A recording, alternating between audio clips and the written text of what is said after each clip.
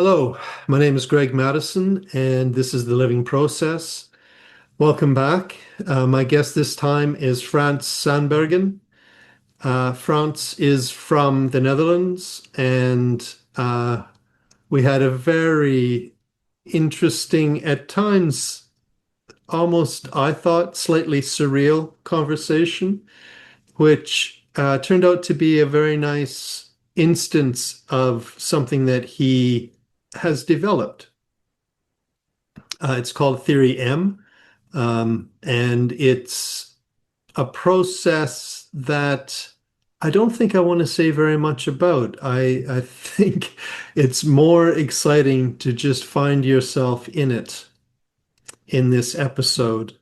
We also talk a little bit about France's way into focusing and meeting Gene Gendlin and working with Gene over a number of years. And yeah, how that has led to the kind of work that he does currently. So I think you will enjoy this. A very interesting conversation. Welcome back to the living process.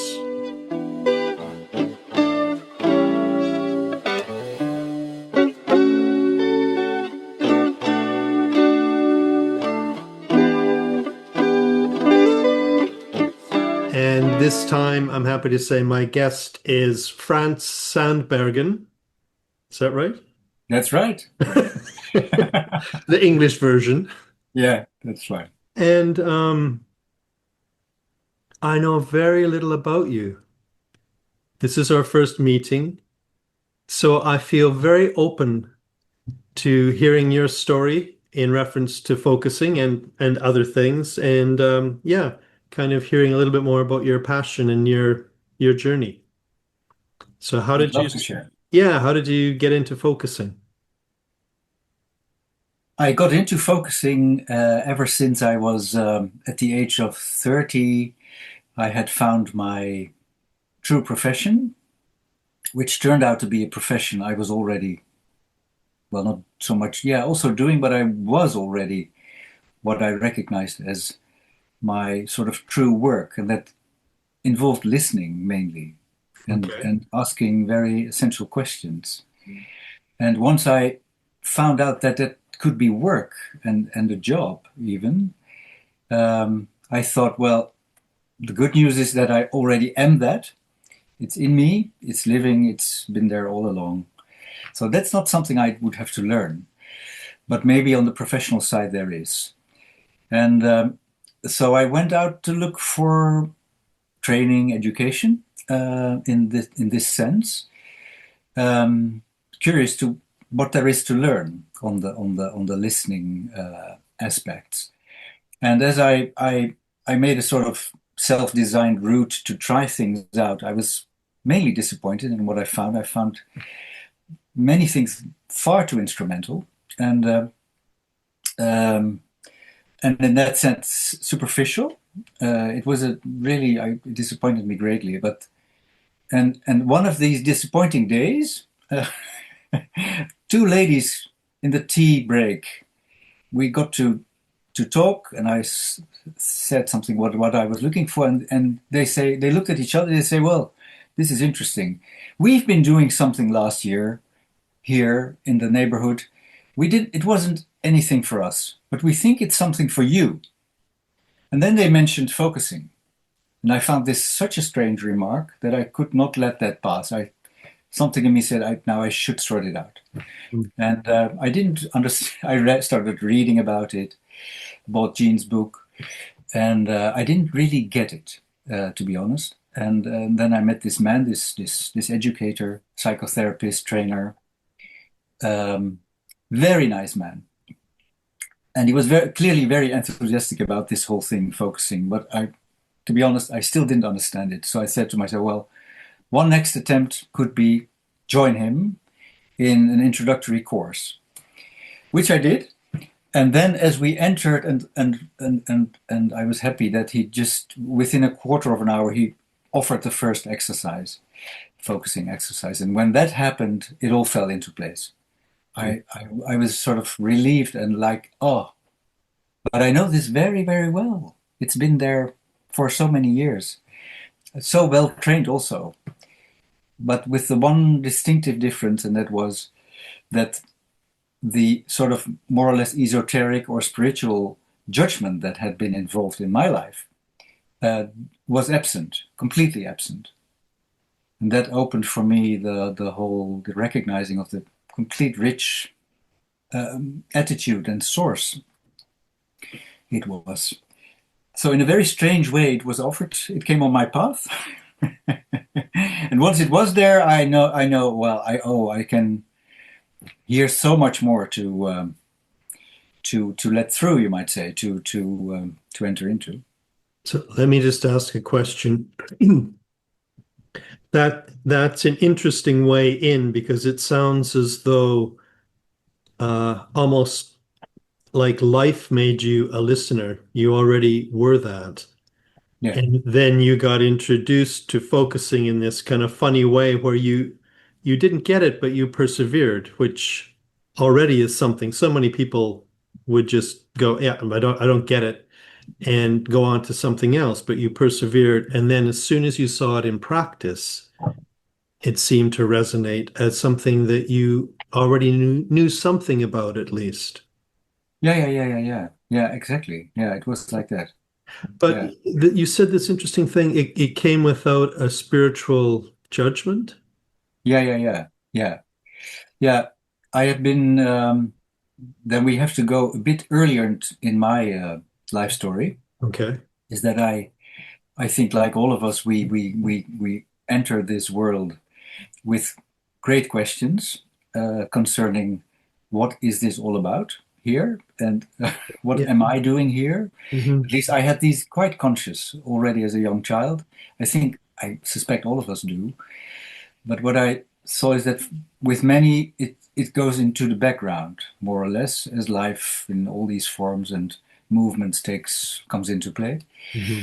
But with me, it really didn't really. It always stayed quite awake, and there was a moment that I was later realized I was about 8 or 9 years old. I came to the discovery that the moment that they would come and tell me the truth about this all, and I suspected it would have been my parents to do that, that it wouldn't come that moment. So something in me realized it's too late. It should already have happened by now. It's a very strange sort of Hmm. awakening, and it was also, of course, a quite a. It was a quite a shock too.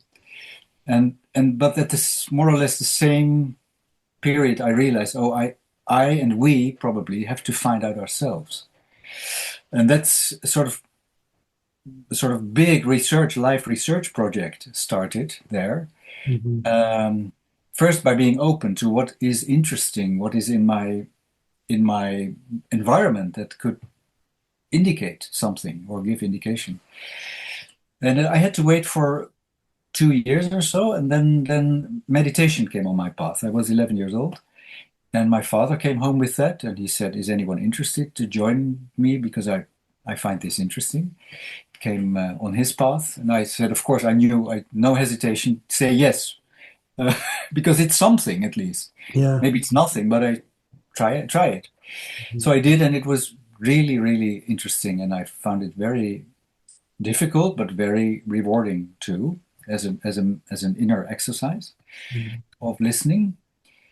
And a couple of years later, I came into this Catholic secondary school where that was new to me too. I hadn't grown up in a religious tradition. So I was amazed at the richness of all of these tradition opposed to my classmates who all said bye bye church. I was no. I wanted to know. And 2 years later, my best friend, girl, went with her parents to a philosophical school in the nighttime in Amsterdam, and she talked about it in a way that I made me completely awake. And I knew I have to go there too. I have to try this too, which I did. So I was then 14, 15, and there started.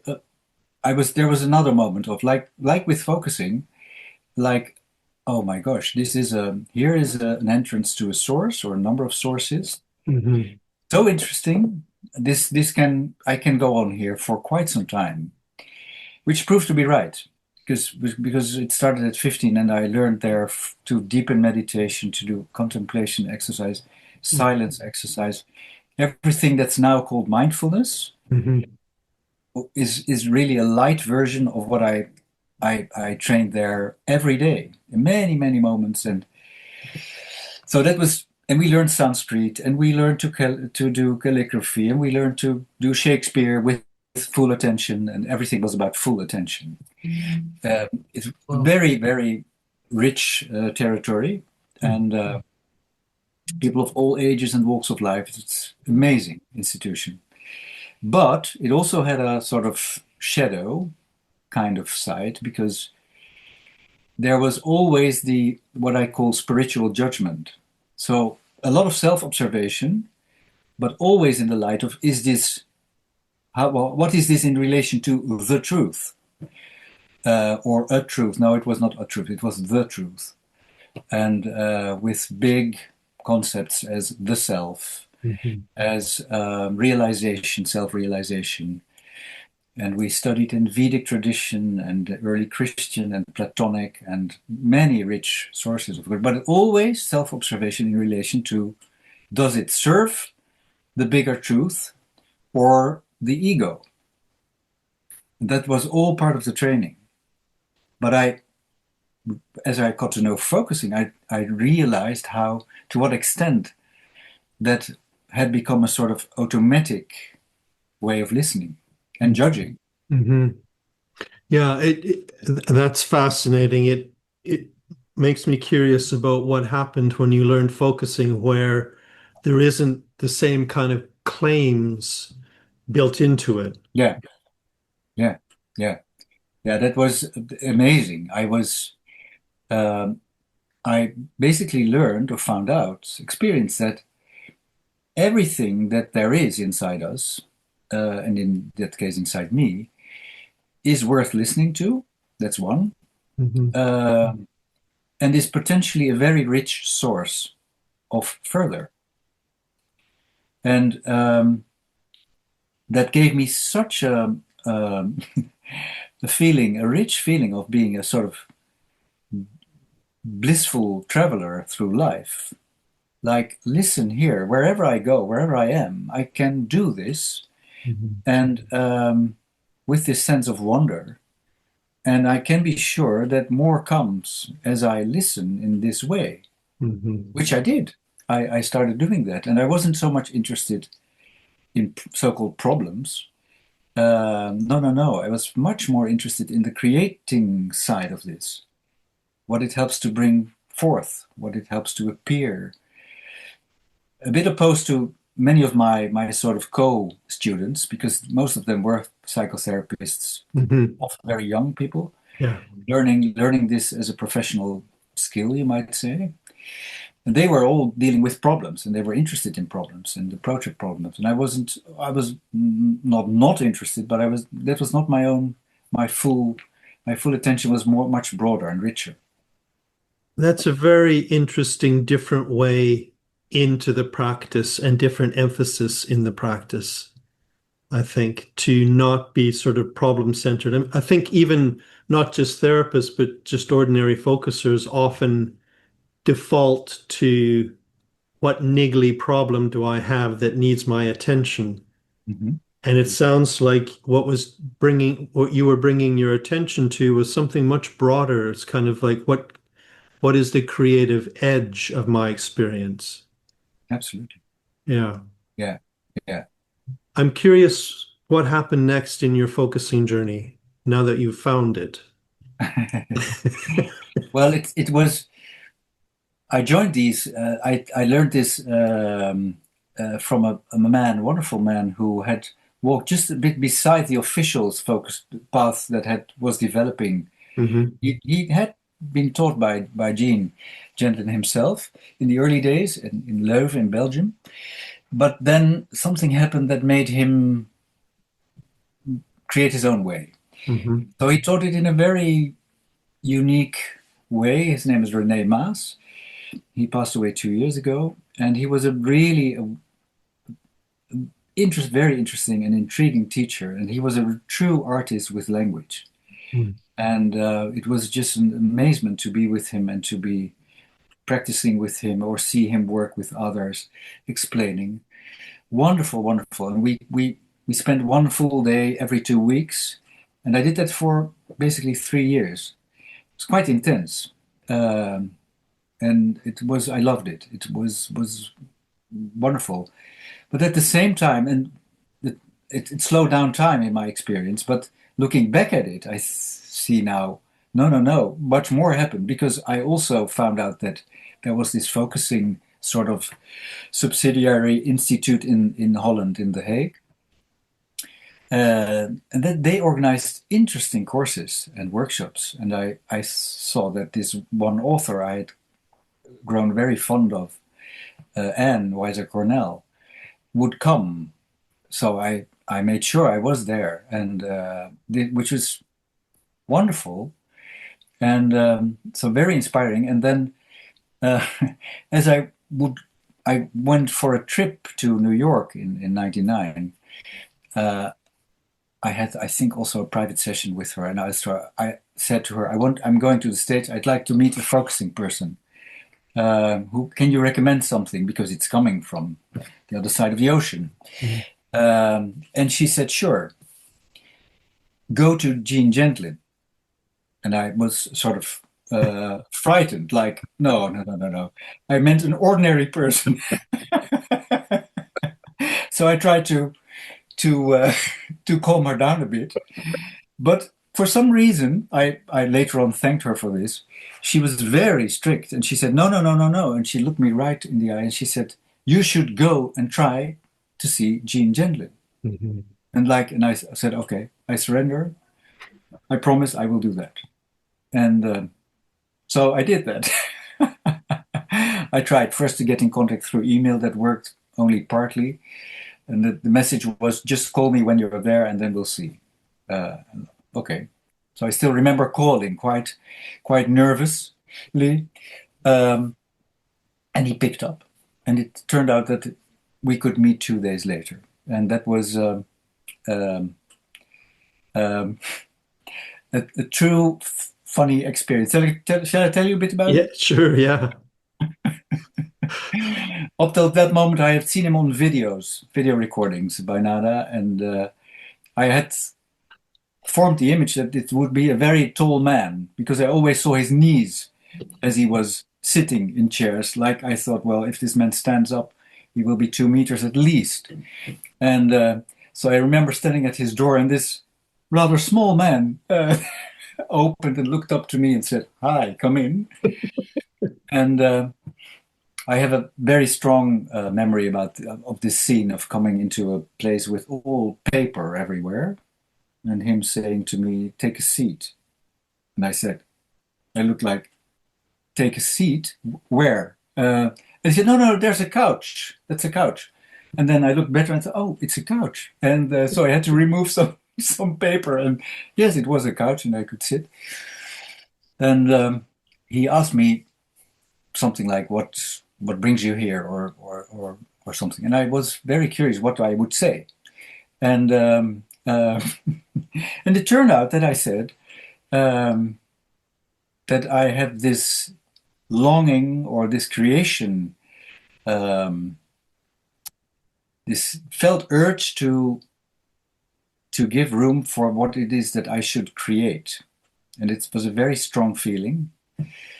And it got disappointed at many times. For instance, as I was in New York, we're at this wonderful bookstore, and in the section that interests me, I got very disappointed, because something in me said, it's already there.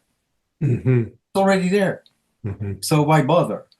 And still the feeling kept on being there. And he listened in a way that made me forget about this whole strange scene with all these papers, and like in a movie scene. It got me to reflect quite concentrated very soon already. And it turned out that he understood perfectly. And he said, okay. He acknowledged this sense I had strongly. And that was very meaningful to me, that he made me realize it's real. It's not something superficial or funny or strange or something to forget about. No, no, no. He was very, very appreciative of this. Yeah, he took it seriously. Very much. And which was a happening for me inside. Yeah. Um, and maybe that was the most important thing. And he said a number of things. He said, well, don't go to these bookstores for the coming periods. That's one. That was, of course, useful enough. But also, what was, of course, more of a help was that he said something I would now translate to go to your inner bookstore. And he didn't use these words, I think, but he said, develop an attention for what this is doing here, or what it is saying, or how it can be listened to, or how you can be present to that. That sort of remarks and encouragements he gave, up to the point that he said, and devote some time in the week for this. And put that apart from production, other stuff you're doing, and that has to have an outcome. Put that apart. Spend some unburdened time. It's really good to say this to you now because it helps me remember That, the need for especially, that. yeah, that term unburdened Yeah, time. It's like an open space just to really tune into this. yeah, Yeah. exactly. Yeah. So I still remember, I don't know how long this conversation has lasted then.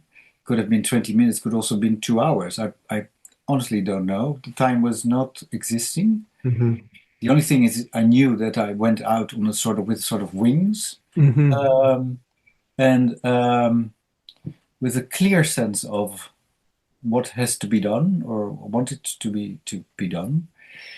And I was so inspired that I went out to Central Park and bought myself a glass of way too expensive white wine and got drunk immediately from one glass, uh, which said it all. And but it stayed with me very strongly. This sense, and that was for me one of these, like we all have. We have these moments in our lives that does something with the direction, with they Yeah. shift something or open something or put consciously on your path. Yeah. That was clearly this. Set you on a different course. Yeah, yeah, exactly. Yeah. Even to the extent that I was a bit worried on the plane back 1 or 2 days later that my inspiration would maybe disturb the instruments for the pilots. That was how strong it felt. It didn't, I guess, but since we're here, but it was that strong. Yeah, yeah, and that from there on, it's so this is a clearly mark and on the path, and um, in the meantime, after 3 years with René Maas, this was more or less where it ended because this was all he had to offer. I also did supervision with him and other things, but Can I just say, I'm really curious to hear how it goes on for you, but it really strikes me. I resonate with a lot of what you've said, partly about your childhood, but also about meeting Gene. And it really strikes me that in some ways, and this is my experience at least, in some ways he seemed very ordinary. yeah, Like he didn't sort of wave his hands around and do some hocus pocus and suddenly you were changed. It was something so subtle And yet I think for a lot of people, meeting him was just such a profound experience. Yeah, Do you have any sense of what was it about being with him that enabled you to feel so clear in yourself? it's a really nice question, Greg. I'm I'm now preparing for the Vienna conference later in the year. Hmm. I'm offering a workshop on which I called Gene's Gems. So what do we get from what later on followed is quite some. I had quite some meetings with him. I will tell you no Hmm. doubt a bit more about that later. But I'm asking people, what would you like to know? And I guess your question is maybe one of the most important ones. What is it Hmm. that that made this happen, or so Hmm. subtly have it's working? Yeah. It's really hard to tell, I must say. Um, it's sort of as it by entering the room or the conversation. Of course, there was always a bit of introductory sort of well things to being organized and settling down, and then it was there right away, like entering a sort of field or wavelength, Hmm. uh, which made other stuff or elements or what also was there to be on the side, like Hmm. maybe even as he originally described the second focusing movement, like it all it goes on the side. It's not. It's there. It's somewhere. We don't have to make it disappear, but there's this space and spaciousness and this full attention of to what appears in the moment. And I never saw him doing anything for Hmm. that, nor Hmm. myself. Hmm. It came, well, like he would say, I just heard a recording with one of my previous conversations with him, um, that we speak about what this element of something has to come. And this came, and it came immediately. And an interesting thing was to, I spent many hours with him, and it turned out, and wonderful enough. And but he was called many times by telephone. As I don't know if you have the experience.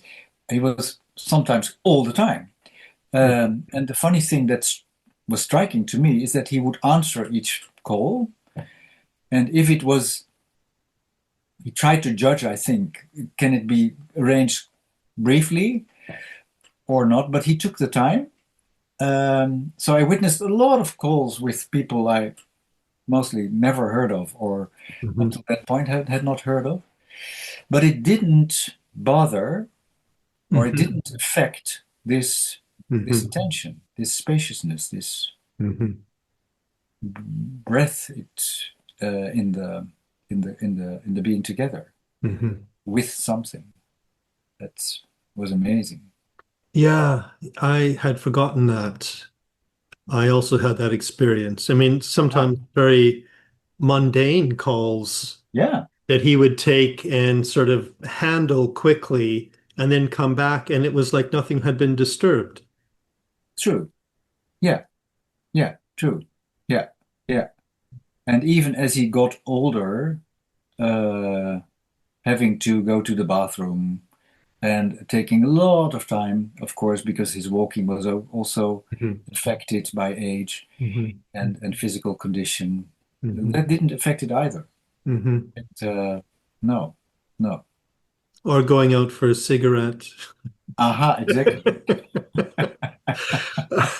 That's when you talk about him, it brings back to me what it was like to be with him as well. And I don't have an answer to that question, but as you were kind of attempting to answer it, I was thinking, yeah, it wasn't that he said something profound.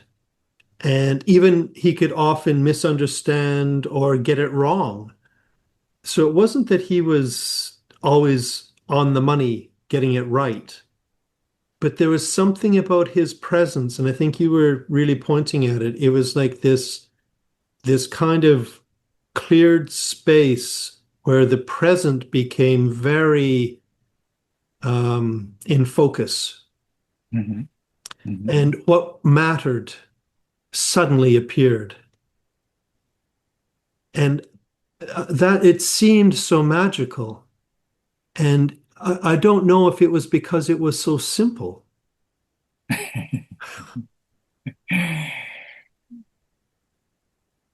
Well, what I don't know if this is also your experience, but what I found out at first I didn't believe him really, because I 5 years later after this original meeting I had found the courage and the idea first, and then the courage and the complete enthusiasm to start to really study with him and with his help and as a teacher and what I found out, or what he already fairly soon started telling me, is that he found what I brought in, let's say my material, my thoughts, my findings, so interesting that he would try it out. He would use it with his clients, which he still had at the time when I started. Mhm, And at first, I didn't believe him really. I thought he's just being nice. mhm, But then, fairly soon, he started telling something about it. Exactly why he thought this could help for this person without disclosing too much about the person, and what he told, and to what extent he could tell it, because he still wasn't sure whether he fully understood what I was pointing at. But he thought, I will give it to her anyway, because there's something in there that might help her. And he really gave this sort of report, and I listened very attentive, and I really realized it's true. He's doing this. And of course, I wanted to know more, but then he stopped. No, no, no. He would want to disclose more about this client.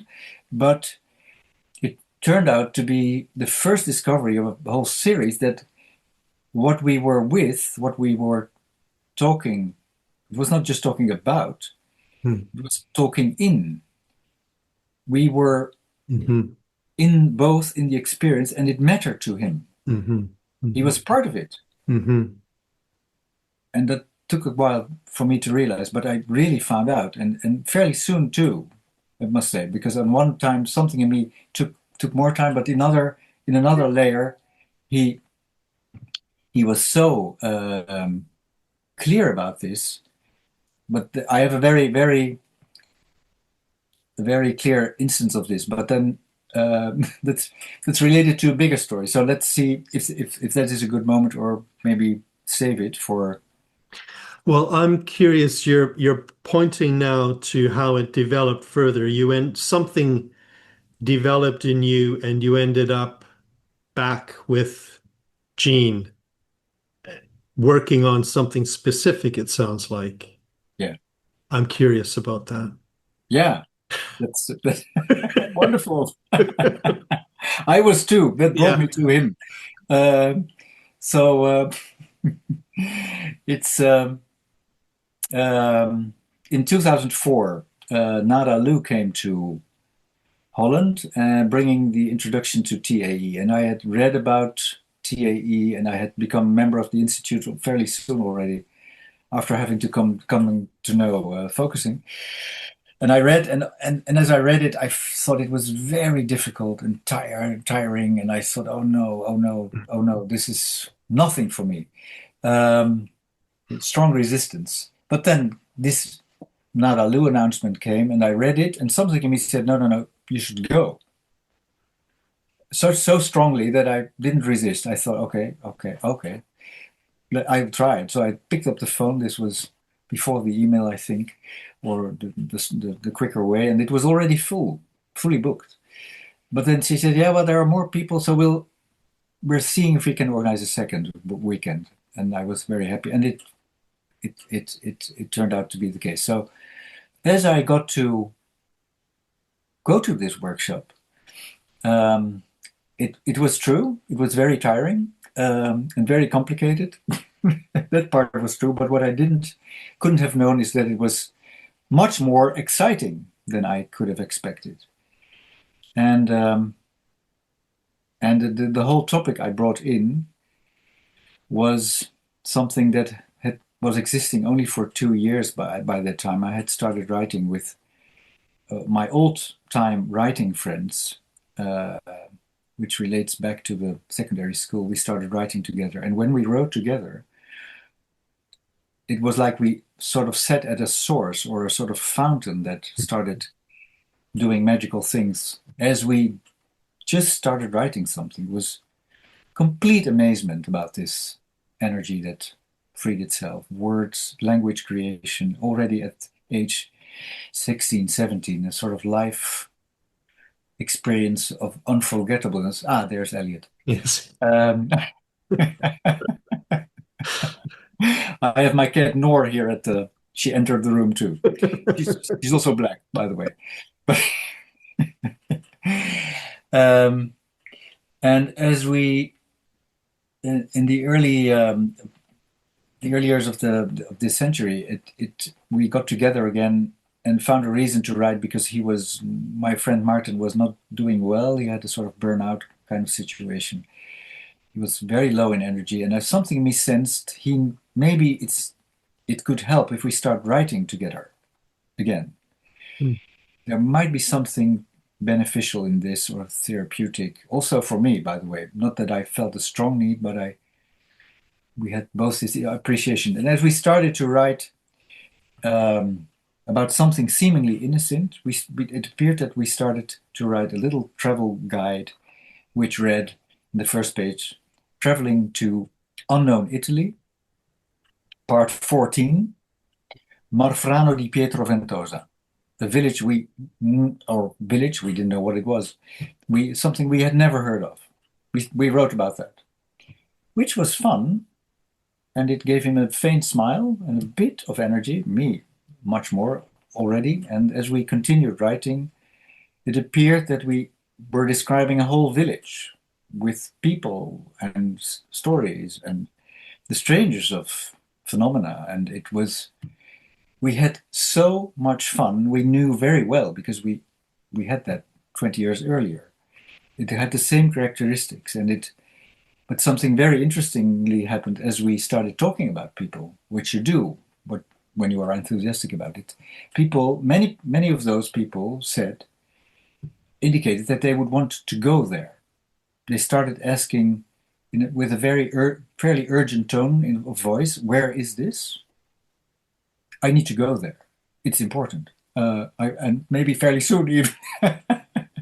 And as this started happening more and more, my friend Martin and I said, "Well, this must mean it's real.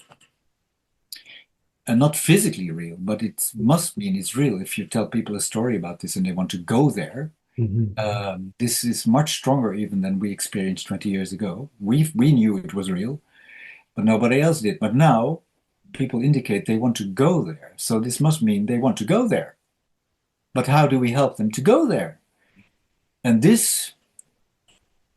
then TAE came along, and I thought, well, I should bring this in, of course. And in this 2-day workshop by Nada, which she led very diligently and very strictly and very step by step, as she does that, it opened up even more in a very interesting layer, like TAE promises, of course, that new language can come, and new insight and new aspects and more depth. And it really started to happen. And it got me so excited that I knew here's much more. And that's how it all got started. So I became sort of in love with this way of listening, without fully understanding it, by the way, because I only understood part. I kept on watching these DVDs. She was then bringing the early ones, and so I thought I had some sort of assumption that, or idea that if I would listen many times enough, then at some point I would understand. It didn't really work like that, but it got me connected anyway. And it grew and grew and grew inside me to such an extent that I started seeing this is necessary, not just for me, but also in the job I was doing at the time, helping people to move into new professional territories, often when they, after having lost their jobs. I Okay. knew people like these have it, who overcome a crisis and want to find out what their true sort of route or Hmm. direction is in life, and maybe already has been, but maybe partly forgotten. This discovery is not only that discovery is importance, but also the language that they could develop or help to come forth from the discovery of who they are and what they see could prove to be of great meaning for the world. That became very clear to me, this sort of purpose of TAE, or the, yeah, well, the importance of it. So that combined with my city, so-called city, Hmm. once fictitious city, um, and this possible professional application together, enabled me to interest the board of the company I was with at the time to give me a sort of grant and to go and see if Mr. Gendlin would be willing um, to allow me to study with him in this TAE-oriented way. So in this writing with your friend, you found yourselves, it sounded like you started from nothing, not knowing where you were going. And you found that you created this imaginary place and that people responded to that in such a way, it evoked something that wasn't imaginary. It evoked some kind of knowing. And that's where you became very interested in what is this? That there's a kind of a knowing that can be evoked within people that they can find words for that then can have some kind of impact in their lives and in the world. Yeah, exactly.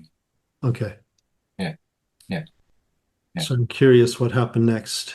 yeah.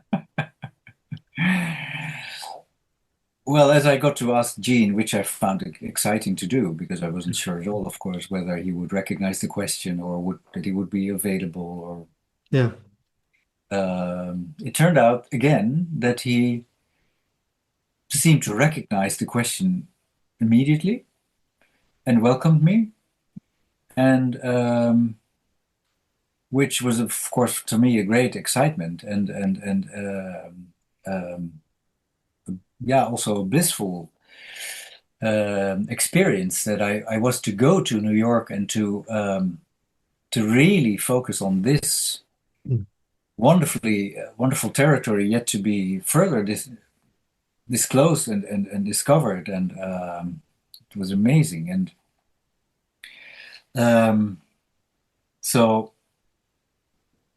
as we started working the summer of 2005, I went for the first time for a week. And then I would find out each time, because he as you no doubt know, a very distinct relationship with time and the agenda. And so the whole principle of call me when you're there remained and was created quite some unpredictability, whether I sometimes was to see him at all while I was there, having come for this purpose. Um, but it was okay right away because he helped me tune in, and he tuned uh, in the ways I described a bit already, um, in what was there starting. I don't know if you recognize this. He also, it was clearly that he also was a very living person with real life also knocking at his door, and sometimes difficult things would happen in his life, and making it such that we could not have our appointment at his place, for instance. So then he would come to me at the place I was staying, and he was also there with the telephone and everything, I also witnessed that, you might say, because it just happened. One time he had to break off because he had to go home urgently, and in a situation like that. And then he said, and we were just entering it quite difficult territory in the conversation, and he said then, "Now I think this is a perfect spot for me to leave you." And I was sort of confused, angry later on, and um, like he would just walk away, having me there in the midst of some sort of thing, just entering a field. Mhm. But then I thought, well, okay, now let's take it seriously, and so I used his instruction, and it really got me somewhere. I still have a very good memory about that, picking it up anyway, and but his engaging, as we pointed at previously, was um, became even more evident in the second visit. Last day, I was in the doorway with my suitcase next to me because I would go straight to the airport after the last session. And then he said, in as I stood there at the door, he looked at me and he said, "Oh yeah, by the way, I had been wanting to ask you this before, but I forgot. Does Marfrano, the name of the city, does Marfrano have a university?" And I said, this took me by surprise. I said, "Well, I don't know, honestly, Gene, but something in me says that next time I'll be here, I will know." And of course, I knew right away there because a great cheer in me made itself known. Like, of course, how could we not have seen it?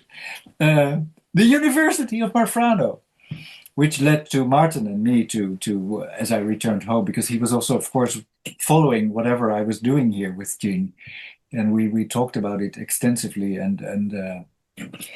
and he did his own research at the university, and so we found out about the university. We found how to enter it, and the discoveries that came from that are amazing, and this was not just a very funny question. It was a completely brilliant sort of invitation, and it proved that he himself. It led to the discovery of a university. You might say, in TE terms, it became a term.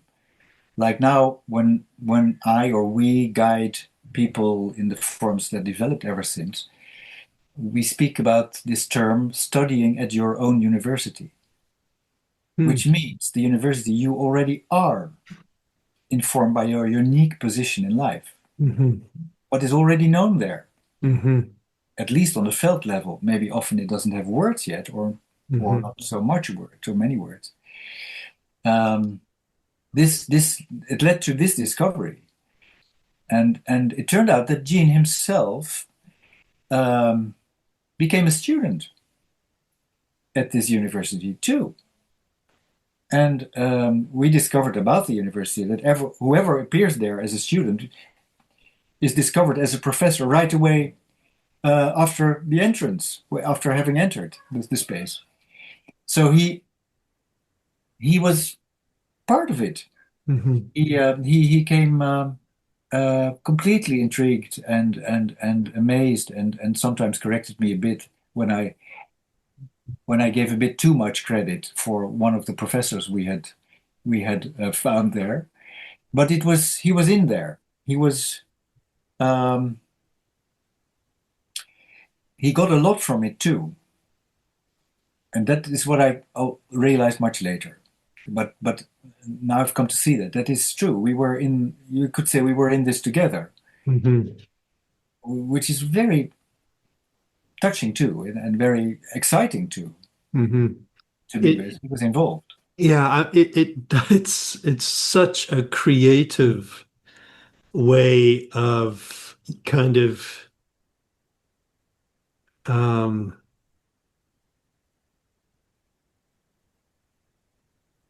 populating what can be discovered through a TAE kind of process. It makes it much more imaginative and creative, it sounds like. It reminds me of, and maybe this is way off the mark, but and I don't play video games, but it reminds me a little bit of a video game Hmm. that you kind of you're really entering into a world Yeah. that it's sort of you interact with it and it's sort of keeps going on and you're really in it. And it turned out that, of course, the official reason for studying in this way, uh, by now maybe I could say studying together, but was, of course, to form in the end a theory, a Yeah. TAE-based theory. Hmm.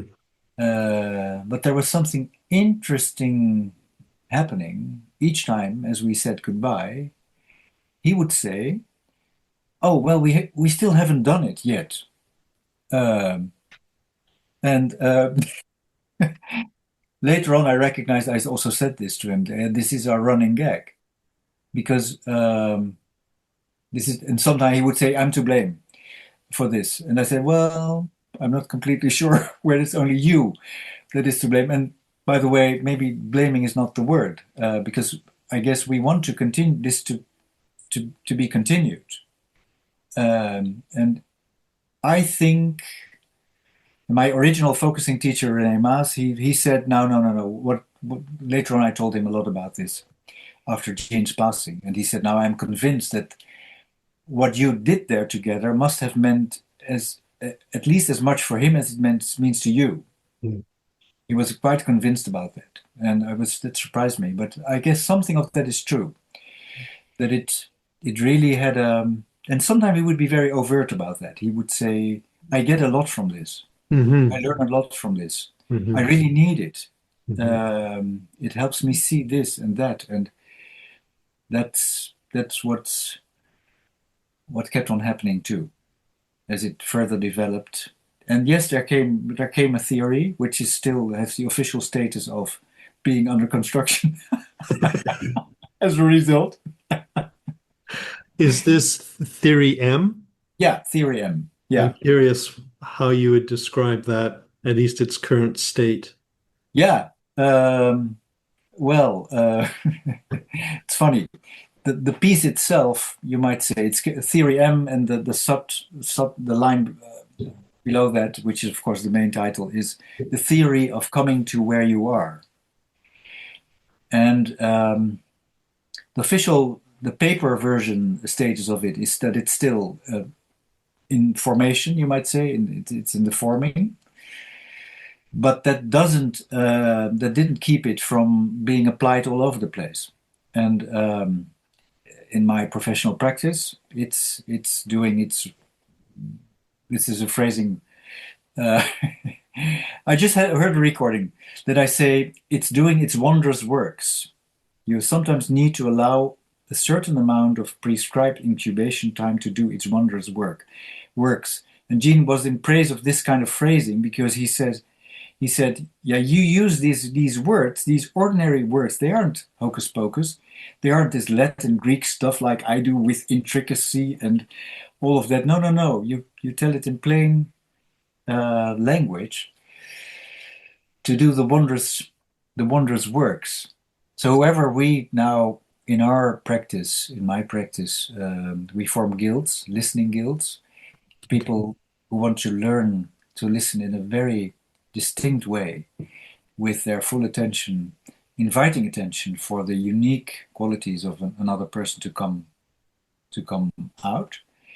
Um, I whenever we teach new guild members within organizations mainly, when we introduce them to these listening principles, and we try to say to them, these are not just tools or not just instruments, or no, no, no. It's mainly about your attention and openness and genuine being interested. That's what it's all about. But of course, as I introduce them on the sideway, I also tell them about this connection we have in this work with the University of Marfrano, and then I tell a bit about it. And they know, of course, this is not an ordinary university. It's a bit strange, even this story, but this guy is having a lot of fun as he tells it, and he's serious at the same time. This is this gets it going, because then they get to see what this all about.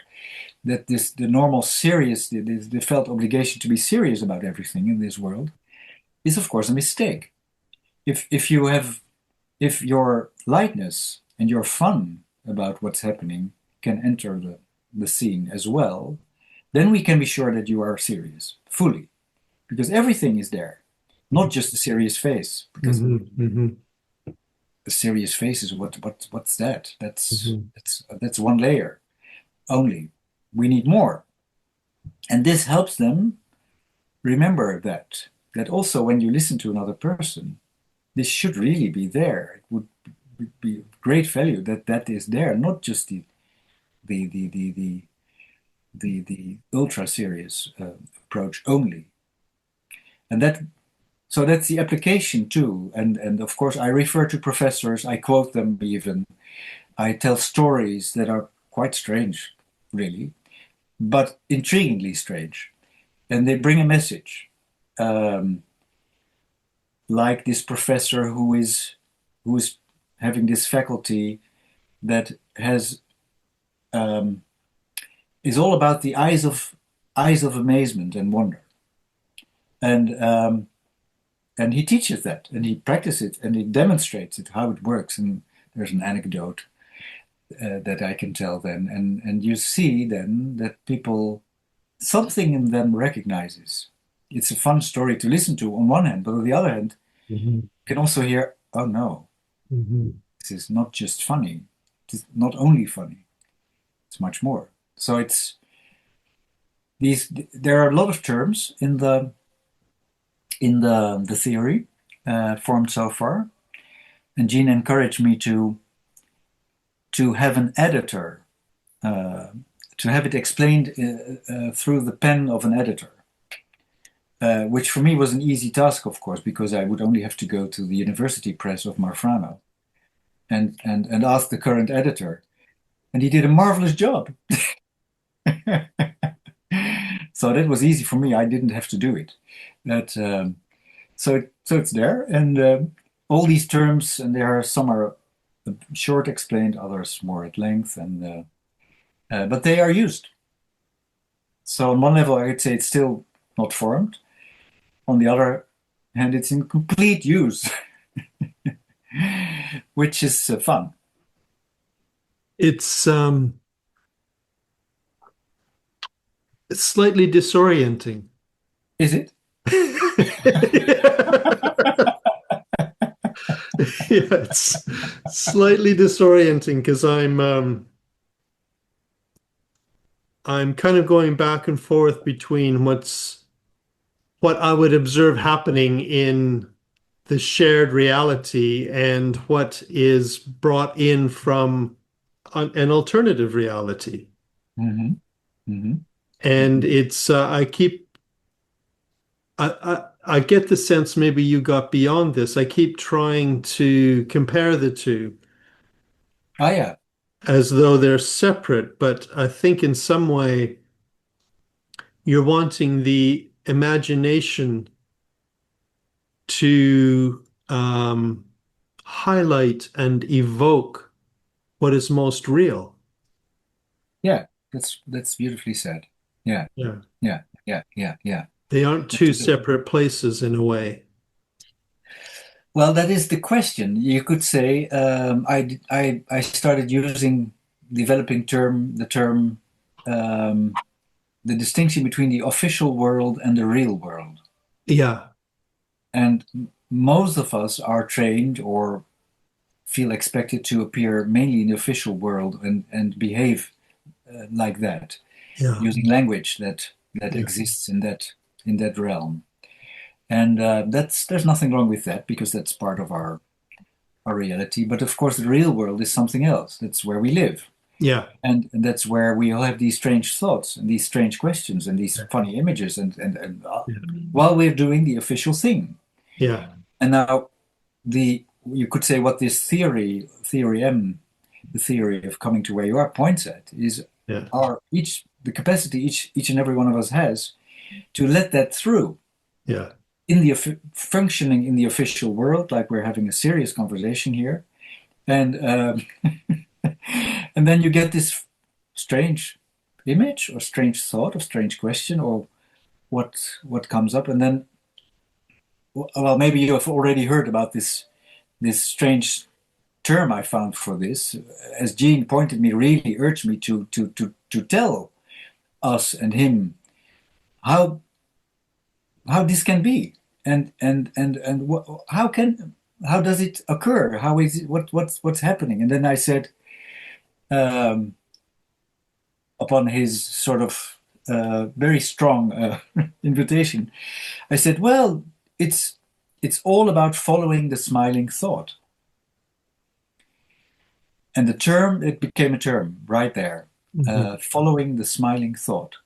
And of course, he had me explain what that is and everything. But it turns out to be something. I remember mentioning it for the first time publicly in a workshop by Donata about the process model, and I could see it happening as it reached people with this screen full of these co-attendants. And it's ever since I use it, and I use it now more also in the focusing world. It even comes back from other places to me, like it's coming from somewhere else. It's really funny, and how it should be, I think. But that's mainly, for me, that's a very, very helpful way um, of describing how it at least can be done. Following of a smiling thought, or something in us says, no, no, no, no, no, this is not serious. This can't be here, not in this scene, in this room. But then being a bit more gentle with yourself and allowing yourself to let it happen for just a little bit, and see what it brings. That's where it starts to happen. It can start happening. Yeah, I love that distinction between the official world and the real world Yeah, because it kind of shifts the bias a little bit. yeah, Or the real lived world, the lived world becomes the real world rather than the official world being the real world yeah, exactly. and sort of dictating how one behaves and interacts and presents Yeah, oneself. Yeah. all these supposed tos. Yeah. Yeah. Yeah. Yeah, exactly. Yeah, yeah. And so this looking at this from this slightly different angle can be quite a freeing, um, of this felt obligation of I should behave Yeah. Yeah. in one Exactly. manner. Yeah. Yeah. And something in us knows this is only part of of where we are, of what's Yeah. happening. Yeah. And so the rest has to be left out. Yeah. That's a Yeah. sort of crime almost. Yeah. Yeah. Yeah. Yeah. Yes, I can sense what you have kept alive all the way along from your childhood all the way to the present, which is quite nice. Oh, that's a beautiful way of phrasing. Yeah, you can Mhm. sense that. Yeah, I can feel that. That Oh, there's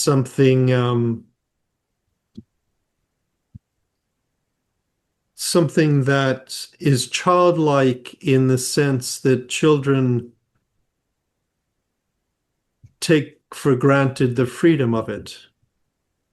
And then as we develop and grow older, we take for granted the repression of it. mhm. And that somehow you have kept it alive, especially in the work that you're just describing. You haven't allowed it to be kind of submerged underneath the official. Exactly. Yeah, Yeah. yeah, that's wonderfully said. Yeah, and it is this. Yes, yes, yes, yes. Yeah, yeah. I remember So, one time with Gene, um, like saying the Santa Claus world is the real world. I said then back in 2005 and or something, and then he repeated that, he reflected that, and I got very enthusiastic. And then he and then he said, "Yes, but this is what you just said," and but to me, it proved how strongly felt this is Hmm. in me, like what you just now pointed at, that is true. And of course, they need to go together in the end. That's that the blending of that, Hmm. Hmm. the letting through. Hmm. Uh, that also became one of the terms of the theory, by the way. The letting through of the forgotten Hmm. um, is essential. Because of course Yeah. we wouldn't want as adults be in the playground all the time only, or either. Yeah. Then something is also missing. Yeah. The way it comes to me when I hear that is the letting through of the never forgotten, but the somehow unwelcome. Yeah, yeah, It yeah, becomes unwelcome, sadly, and the welcome needs to kind of be reasserted. yeah, exactly. Yeah, yeah, yeah, yeah, yeah. Can I ask, just in the work Yeah, you do this in like companies yeah, or, yeah, okay, yeah, yeah. And companies and for you might say independent professionals alike. okay. Yeah, yeah, yeah. It's interesting. Very, very interesting. Yeah. Yeah, you might say it's an invitation to for people who want to, of course, they can be guided or coached individually or as a team or as part of a program. That's all also available. But this kind of attention, but it's all formed about. Um, it provides a complete being interested in this living uniqueness, this creating uniqueness. Each and every one of us has in a very very distinct way. Hmm. But to you, when it concerns you, so common that you would hardly notice this to be special. And then if you would have a notion about it, something you would say, no, no, no, no, Greg, no, don't imagine something. Uh, you're just a plain ordinary person. You're doing your best. You're maybe mostly doing a nice job, but don't start becoming too self-aware about your talents or something. Something in us is quite strongly developed in this, Hmm. and of course in the world of therapy we have terms for that too. But um, this is offering something else. This sort of remembers. Oh, I'm also allowed to let this go through. Yes, through the forgotten. And luckily, yes, it was never really forgotten. That's the discovery, mostly. And it's of worth. It's of value. Hmm. It is of value. It's maybe even more of value than your official profession. So we call it the inner profession. It Hmm. needs to, or the métier in the French word, but then in the sense of the inner métier, Hmm. and which really needs an own language and words. It cannot be Hmm. expressed in the ordinary language. But as it gets words, also, which is a happening, it's a sort of touching. It's a sort of touching moment. Hmm. It's allowed even more. So it works as a sort of, it appears to be working as a sort of permission to have it enter the room in many situations. And then this uniqueness, this other way of looking, this not what we already have that you bring, can come in and do its, well, I would say wondrous works, can find out how that can be Hmm. done. But the situation can benefit from that strongly. And it's because it's not from the official world. Yeah. Can I ask, it raises two questions. I'm aware of time, but I want to just ask these two quite practical questions. Yeah. Um, One is in your working with teams, for example, Hmm. have you found sort of structures or processes or even steps or anything like that that helps a person bring this kind of inner professional more into the workplace in appropriate ways? That's the first question. And the second question related to it is if you're working with an individual, are there specific ways that you have found quite productive in helping someone that might be in a very responsible professional position bring in their inner professional and sort of make a space for it in their working life? Same question, kind of at the team level and the individual level. Yeah, yeah. Well, the team level always starts with the individual level in this way of working. Okay. So the discovering of what is it that I bring Hmm. uniquely, Hmm. um, um, after having passed the inner border control that says, "Oh no, no, no, no," Yeah. uh, Yes. we give permits for that too to go past it too. That is very helpful. um, once you discover, it starts always with the discovery of this métier, this inner profession. Um, and once that, um, it needs incubation time. This is what I mentioned Hmm.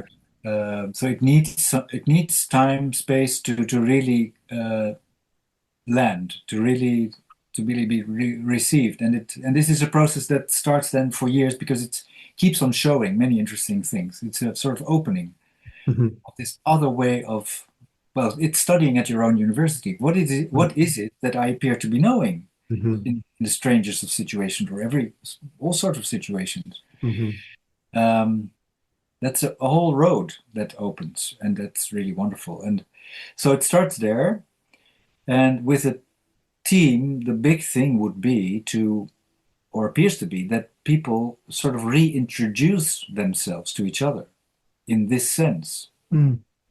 So they hear completely new, and probably on one level also not so new, because somewhere it's known, um, and some recognize it Hmm. quite soon, and others don't. Need more time. But it's another way of looking. Like, oh, Greg, now I see. Now I start seeing what you are devoted to by Hmm. yourself, not because anyone told you. It's who you are. That's why now I understand where you are loyal to.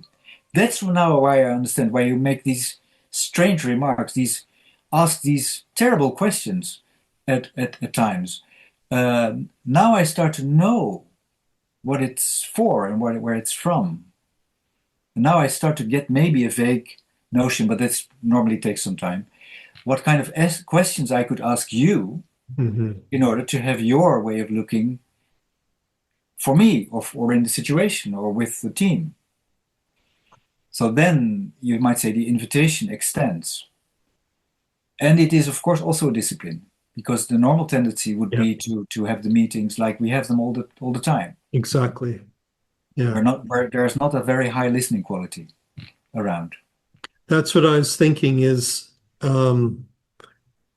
because it has become, it's funny, all of everything has to be kind of stood on its head in a way. I was going to say it has become counterintuitive, but in fact, it is actually the most intuitive thing that you're supporting. But in the professional working environment, it's become kind of counterintuitive to make a space for that.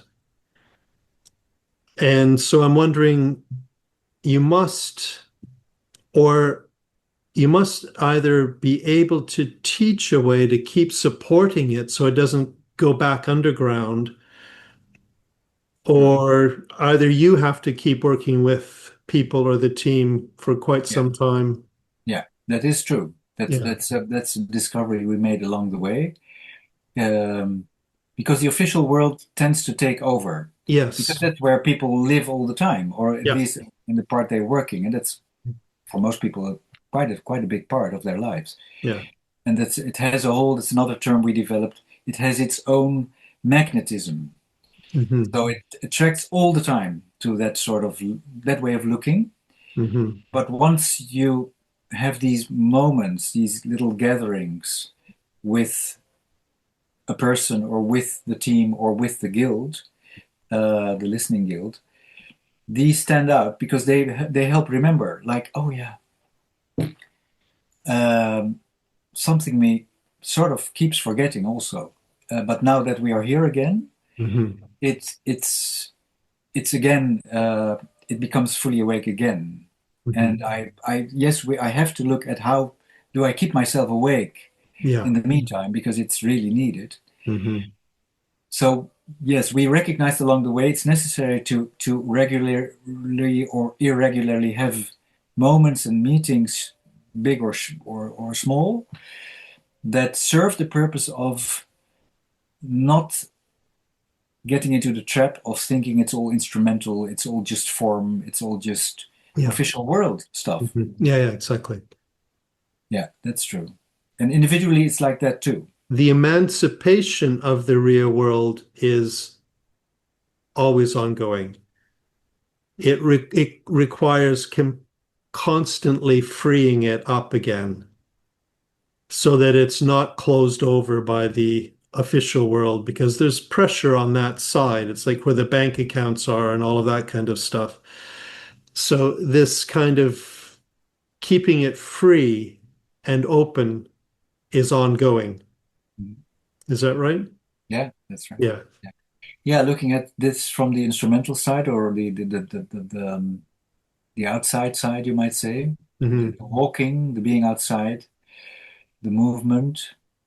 It in focusing this of course doesn't surprise us as focusers. Hmm. It invites the body to be the big listening instrument it is, uh, much more than just when you sit at the table and have the whole conversation there, like we do now, of course. But um, it's normally this really offers a much richer way of reflecting, um, which can be done quite easily.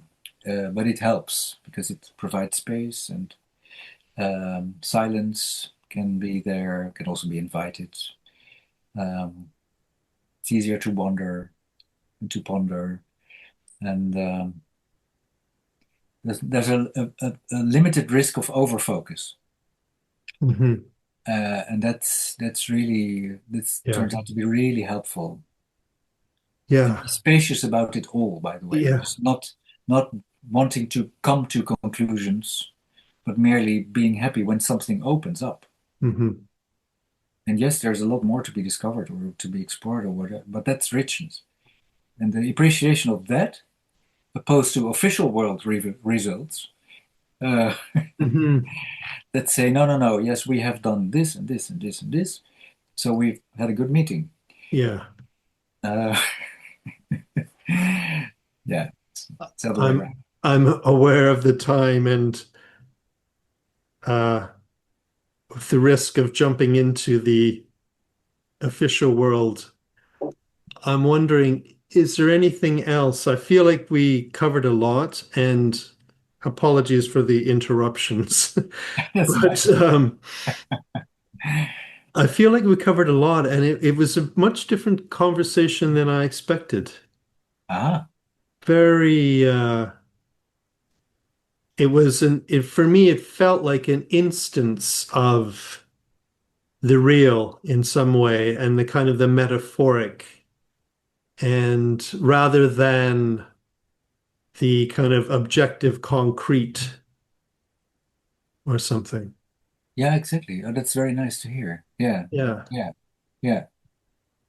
And how is that then for you now to be sort of, well, maybe experiencing Hmm. some of it, what we Hmm. are talking Yeah, I about? do. I mean, it certainly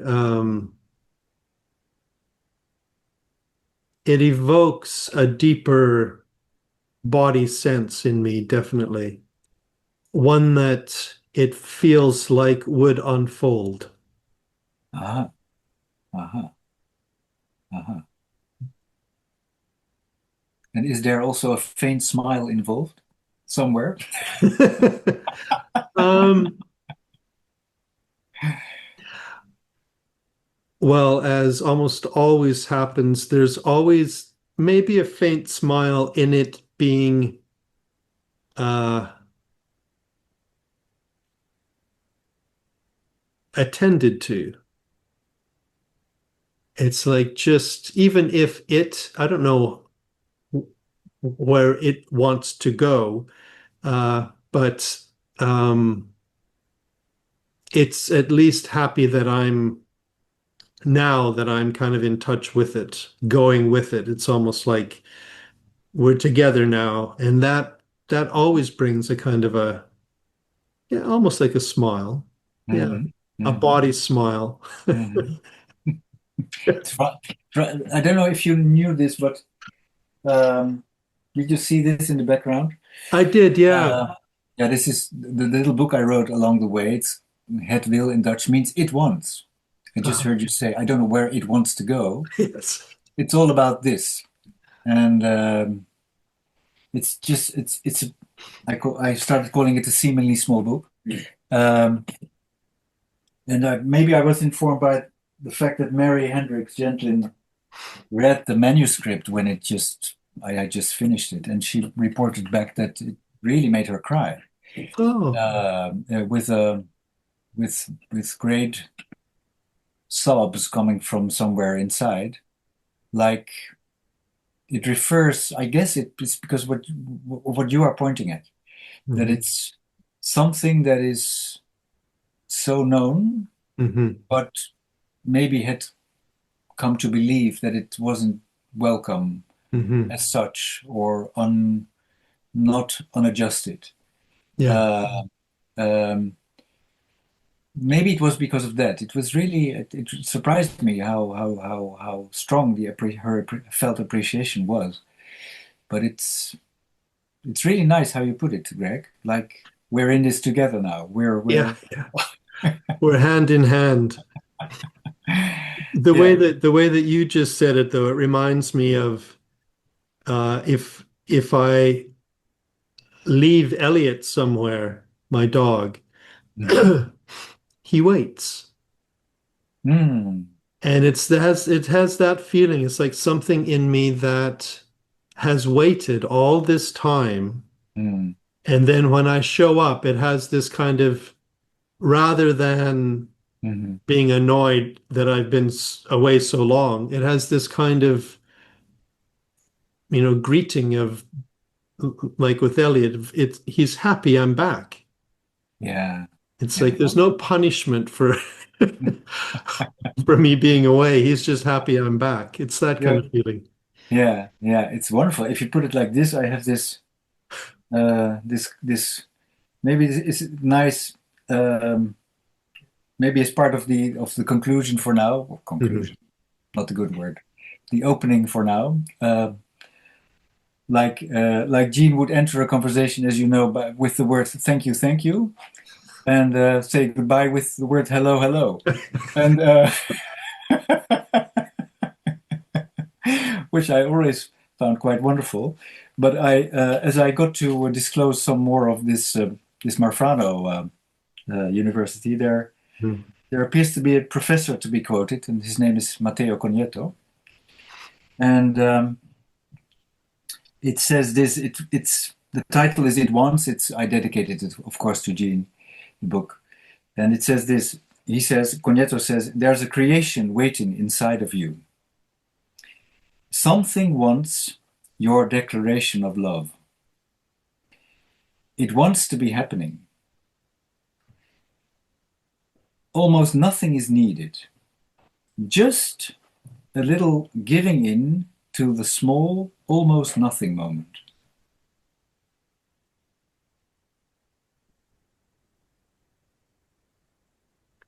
Yes, that's a nice place to pause for now.